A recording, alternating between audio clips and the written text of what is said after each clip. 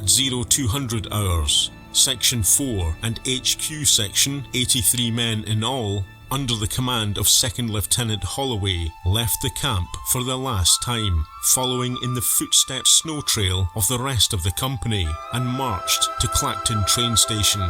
At the station, there was an unexpected delay as the men waited for their train, the result of weather conditions further along the line. The rest of the company, under the command of Captain Morgan, had already left Clacton railway station en route for Southampton. Owing to a further signals delay, Sections 4 and HQ staff finally left Clacton station at 0400 hours. Captain Morgan's entry in the war diary states that the company had been embarked without a single item for the work for which they have been enlisted, i.e. artisan tools.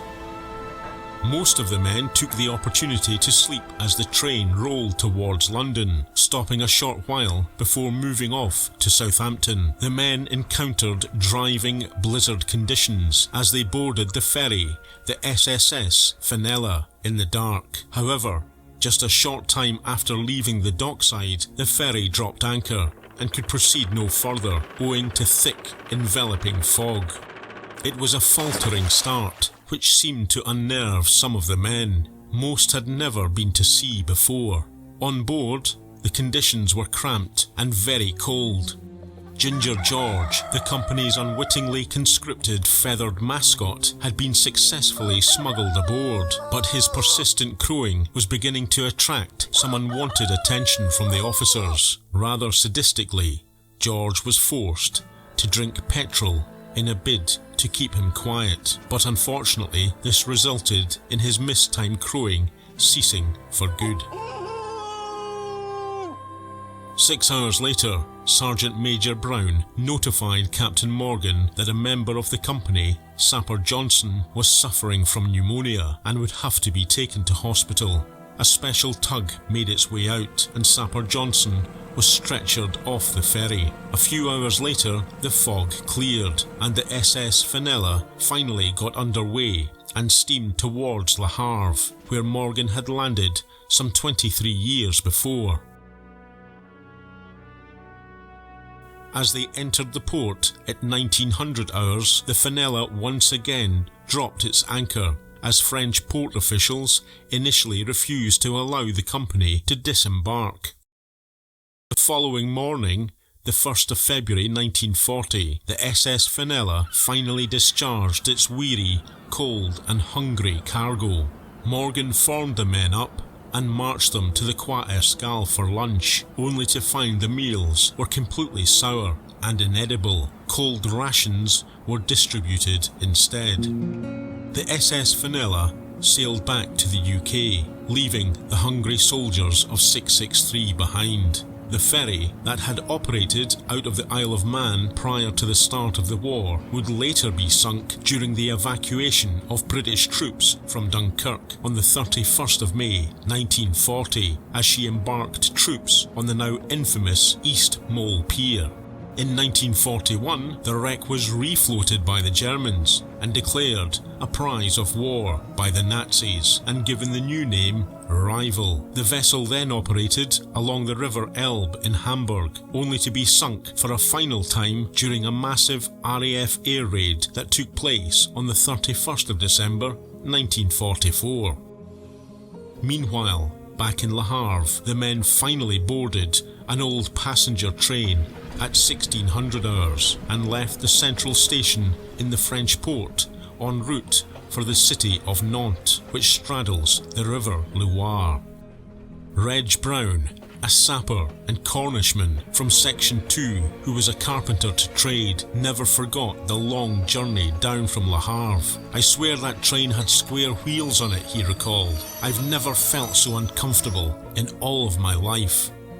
The train stopped regularly, and every time it did, sappers jumped out, raiding vegetables from French gardens adjacent to the line. "We were eating cabbages and cauliflowers from people's gardens. We were so hungry," Reg recounted. By contrast, Percy and the other drivers from 663 had driven their trucks to Harwich and had crossed the English Channel to Calais by train ferry. Despite blizzard conditions, a lone Hurricane fighter escorted the ship as it sailed the relatively short distance to the French coast, but halfway across the pilot was forced to turn back as the conditions deteriorated.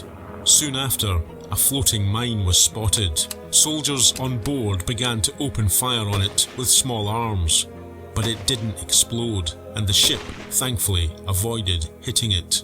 When they arrived at Calais, the men made for the Salvation Army hostel, where they were fed a good meal and bedded down for the night. The next morning, they set off once again for Nantes and the River Loire. Meanwhile, the rest of the company were beginning to wonder if they would ever reach Nantes, as the train ground to a stop once again in the darkness. Captain Morgan had supplies of corned beef, or bully beef as the men knew it, but he categorically refused to release it. A stickler for orders, Morgan had been instructed not to distribute the beef until they reached Nantes. The train rumbled slowly on southward and travelled all the following day without hot tea or a hot meal, and relied on the small cold rations that had been issued to them when they left Clacton.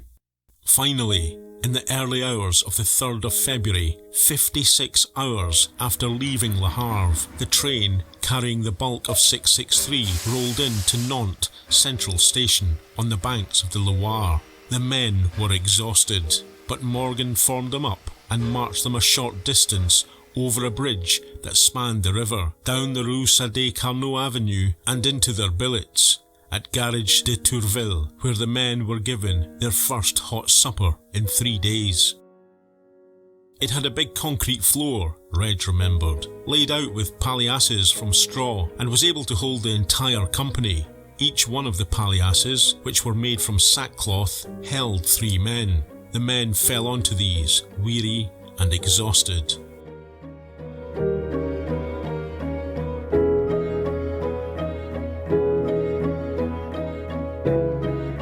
The following day they were woken and told to wash in the ablutions, open stone water fountains in the middle of the avenue situated just outside the garage. I didn't know what the word ablution meant in those days, Reg recalled. It was a place where you washed and shaved in the morning. There were these benches outside the garage in the street with taps on but no hot water, so we shaved with our hot tea.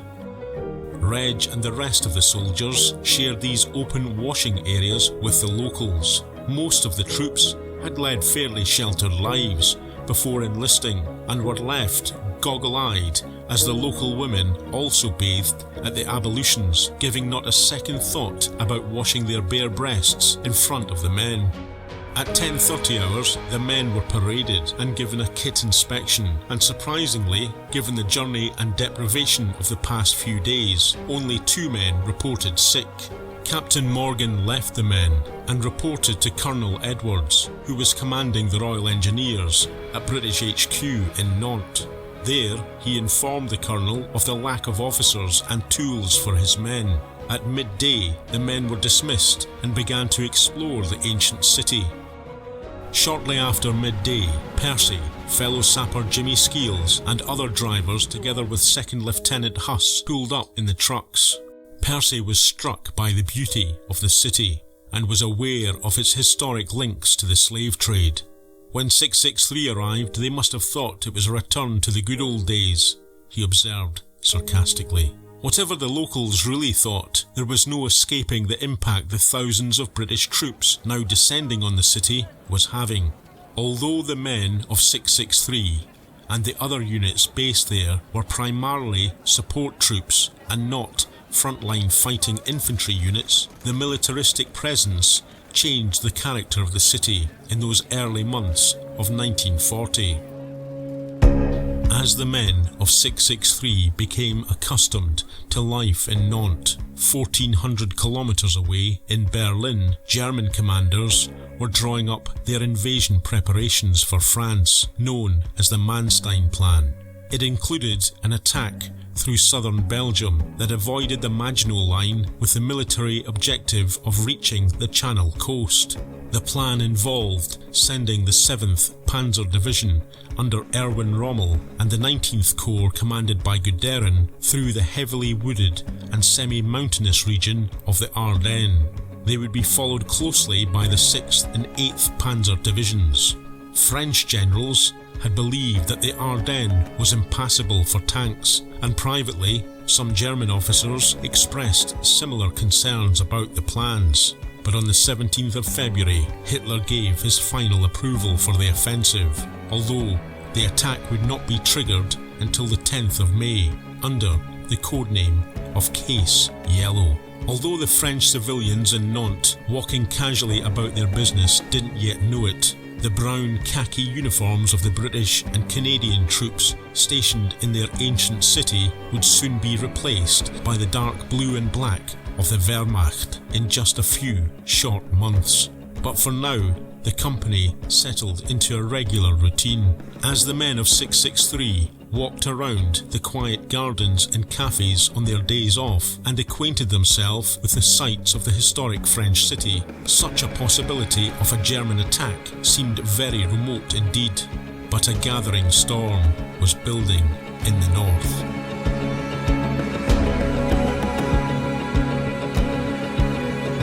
In the next episode, 663 and the other support elements of the British Army continue their regular routine, completely unaware that 200 miles to the north, the real army was battling for its very survival. As the fighting elements of the British Expeditionary Force are literally driven into the sea at the French coastal town of Dunkirk, Prime Minister Winston Churchill makes a surprise announcement on the radio that British forces have evacuated France. But 663 Company and over 150,000 other British troops were still in the country, with no clear idea what was happening or what fate would befall them now.